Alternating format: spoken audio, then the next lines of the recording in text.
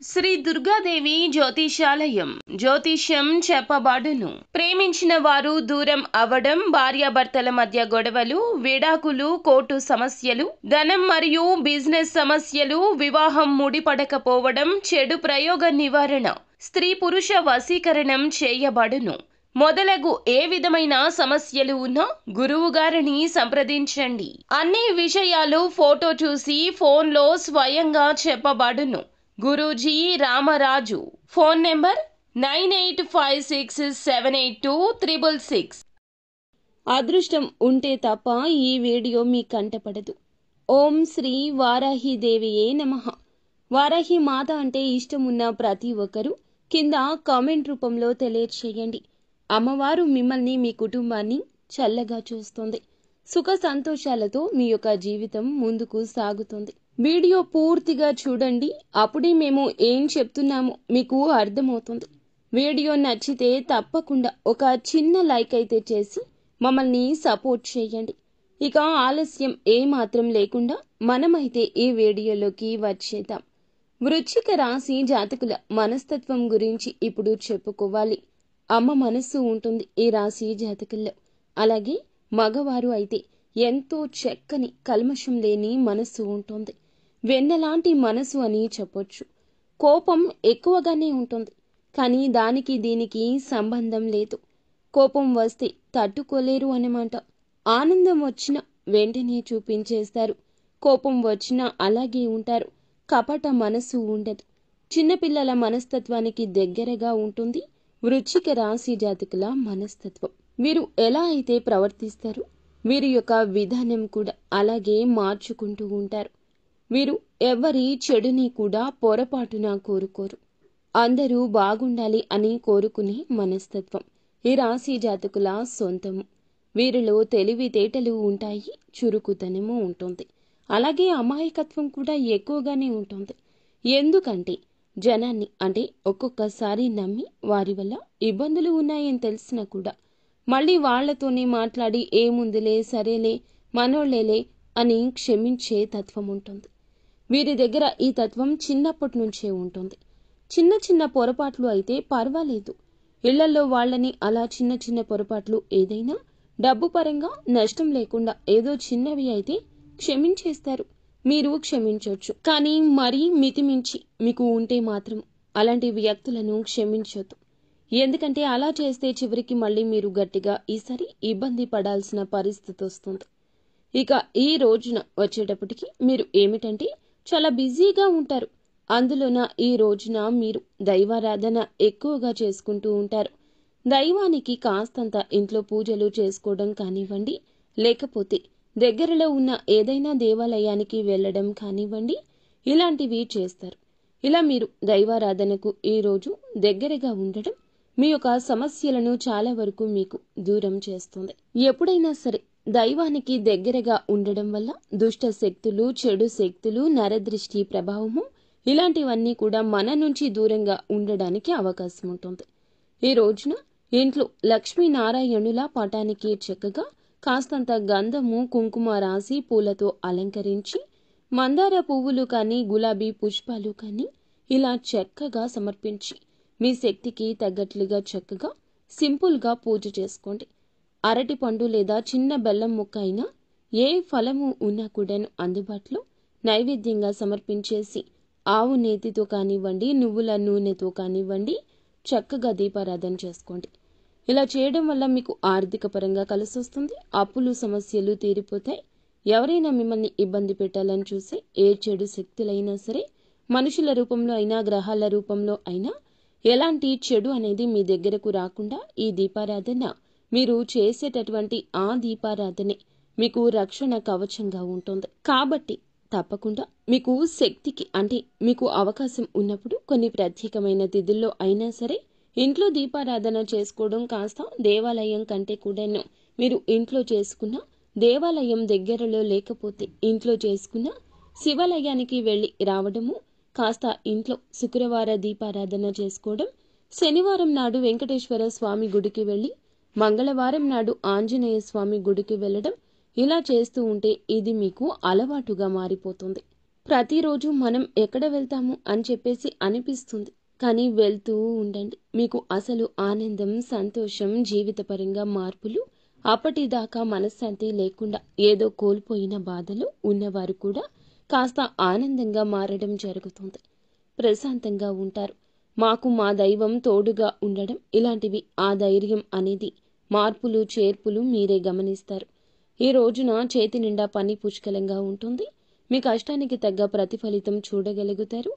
అలాగే జీవిత పరంగా ఎన్నో కష్టాలను అనుభవించారు. ఇప్పటికీ ఈ రోజు కూడాను వీరికి మనశ్శాంతి అనేది లేదు. కష్టం తప్పడం లేదు.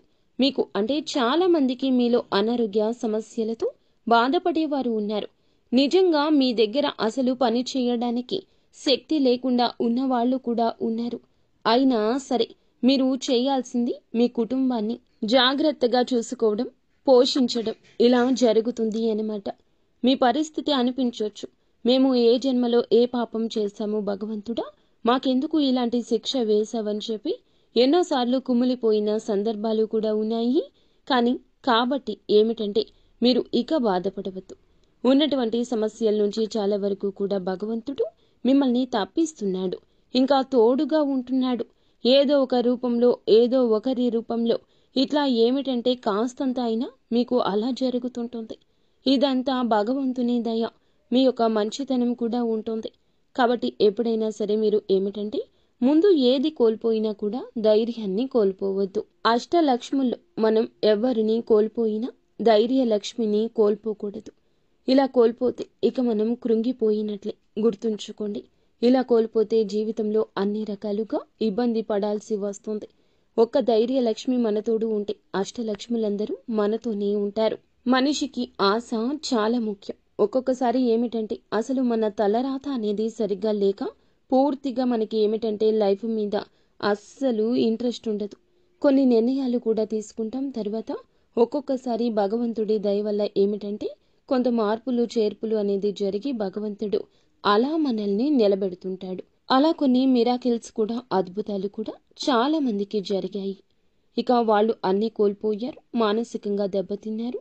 కనీసం మానసిక ఆరోగ్యం కూడా లేదు.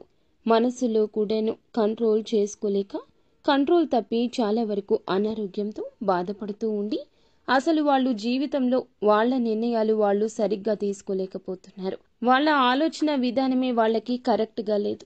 ఈ లోకంలో మేము బ్రతుకుతున్నాము ఎందుకో మాకే తెలియదు. ఇలాంటి వారు కూడా ఉన్నారు. ఇవాల్టి రోజున కుటుంబాలను పోషిస్తున్నారు. ఎందుకంటే భగవంతుడు తలచుకుంటే ఎప్పుడైనా సరే, అది ఏదైనా సరే, అక్కడి దాకా అంటే చివరి అంచు దాకా వెళ్ళిన వాళ్ళం కూడా తెలియకుండానే భగవంతుడు ఎవరో ఒకరి రూపంలో వెనక్కి పట్టుకుని లాగుతుంటాడు. కాబట్టి ఎప్పుడైనా సరే భగవంతుని యొక్క కార్యాలు ఎలా ఉంటాయంటే ఎవ్వరం ఊహించలేము. మీ జీవితంలో కూడా మంచిగా అద్భుతాలు జరుగుతాయి. నమ్మకం పెట్టుకోండి. బాధలు తీరే రోజొస్తుంది. భగవంతుడే మంచిగా దారి చూపిస్తాడు. మీరు ఎప్పుడూ కూడా దైవ నామస్మరణ చేసుకుంటూ ఉండండి. ఇలా చేయడం వల్ల మీ జీవితంలో ఎన్నో రకాలైన మార్పులు జరుగుతుంటాయి. ఇంకా చెప్పాలంటే నిన్నటి దాకా మిమ్మల్ని చూసి నవ్వుకున్న వాళ్ళు ఇవాల్టి రోజున చాలా గొప్ప స్థాయిలో ఉండడం చూసి వాళ్ళే ఆశ్చర్యపోతారు. మీ గురించి చులకనగా మాట్లాడుకున్న వాళ్ళు మీ గురించి గొప్పగా మాట్లాడుకునే స్థాయి వస్తుంది. మీకంటూ గౌరవ మర్యాదలు పెరుగుతాయి. మీ విలువ ఏమిటి అనేది జనం తెలుసుకుంటారు. కాబట్టి ఈ రాశి వారు ధైర్యంగా ఉండండి. ఈ రోజున కాస్త ప్రయాణాలు చేసే అవకాశం ఉంటుంది. ప్రయాణాల్లో కూడా తప్పకుండా అనుకూలత ఉంటుంది. అలాగే కాస్తంత కంగారు ఒత్తిడి తగ్గించుకోండి. ఏదన్నా ప్రయాణం మీద కొంచెం ఆ సమయానికి బయలుదేరితే కొంచెం ముందుగానే, ఒక అరగంట ముందుగానే బయలుదేరండి. అలా వెళ్ళడం వల్ల ఏమిటంటే సమయానికి మనము చేరుకోగలుగుతాము. ఆ యొక్క కంగారు నుంచి, అప్రశాంతత నుంచి బయటపడతాము. టెన్షన్స్ ఇలాంటివి, అనారోగ్య సమస్యలు తగ్గుతాయి. ప్రయాణాల్లో నిదానం ఉండాలి. జాగ్రత్తగా ఉన్న ఎదుటివారు ఎలా ఉంటారో తెలియదు కాబట్టి ఫోన్లలో మాట్లాడకుండా ఉండాలి. సీట్ బెల్ట్ పెట్టుకోవాలి, హెల్మెట్ పెట్టుకోవాలి. బండి మీద వెళ్లే వాళ్ళైతే కొన్ని జాగ్రత్తలు తప్పనిసరిగా తీసుకోవాలి. మీరు ఏమిటంటే ఏదైనా పెండింగ్లో ఉన్నటువంటి పనులు కూడా పూర్తి చేసుకునే అవకాశం ఉంటుంది. కుటుంబ సభ్యులతో కాస్త సంతోషంగా గడుపుతారు. ఇంట్లో ఇష్టమైన ఆహారాన్ని తిని సంతృప్తి పడే అవకాశం ఉంటుంది.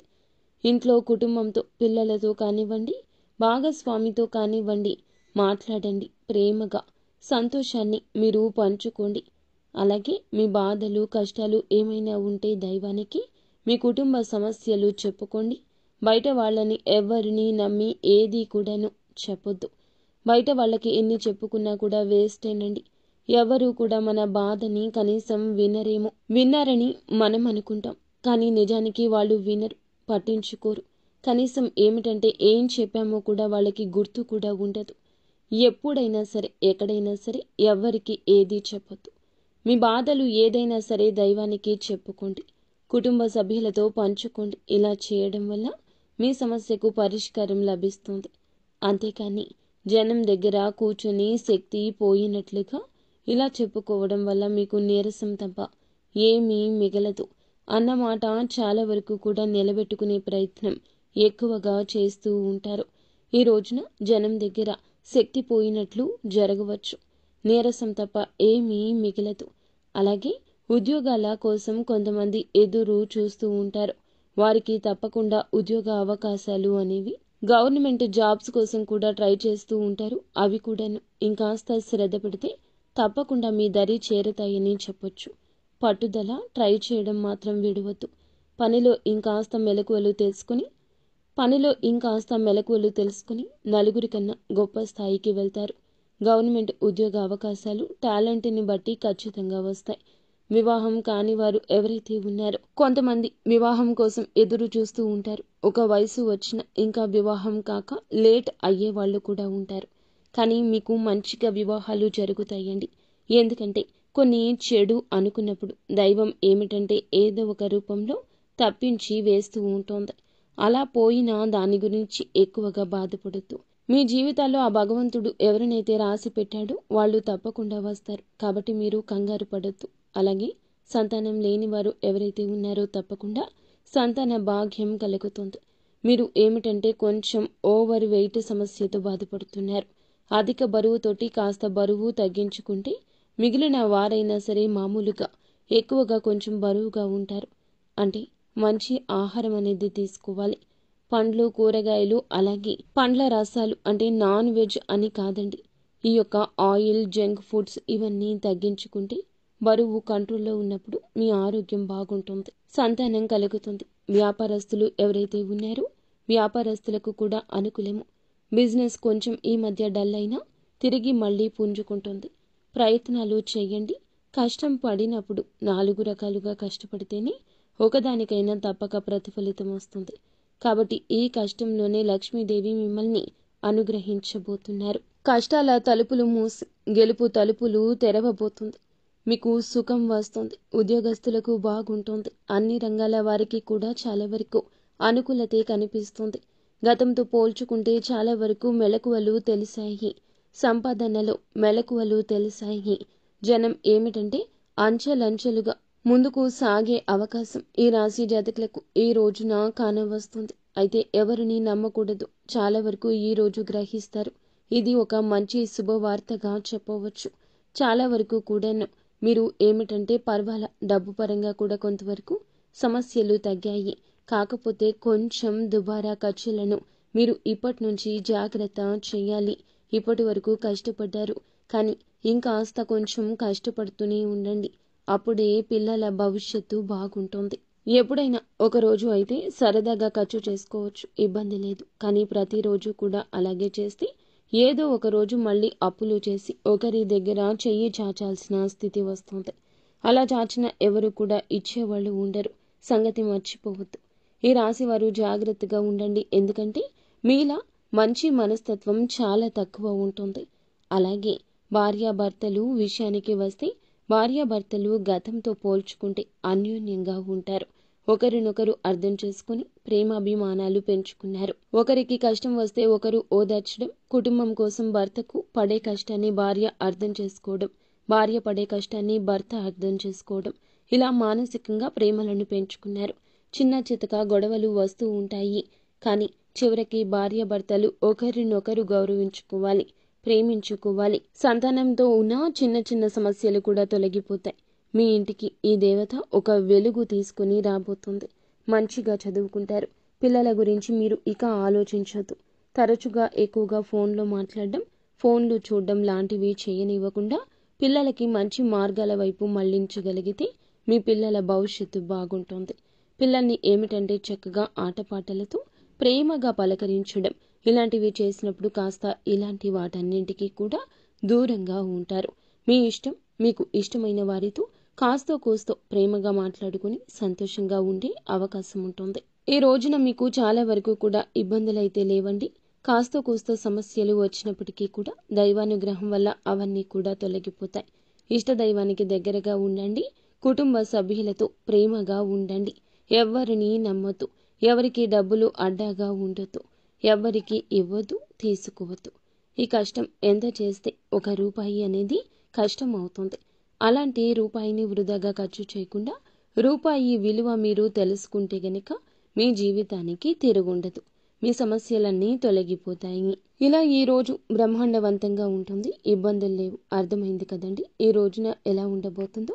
నిత్యం శివారాధన చేసుకోవడం, శని స్తోత్ర పఠన పారాయణం చేయడం మీకు ఎంతో మేలు కలగ చేస్తుంది. అంతా మంచి జరుగుతుంది.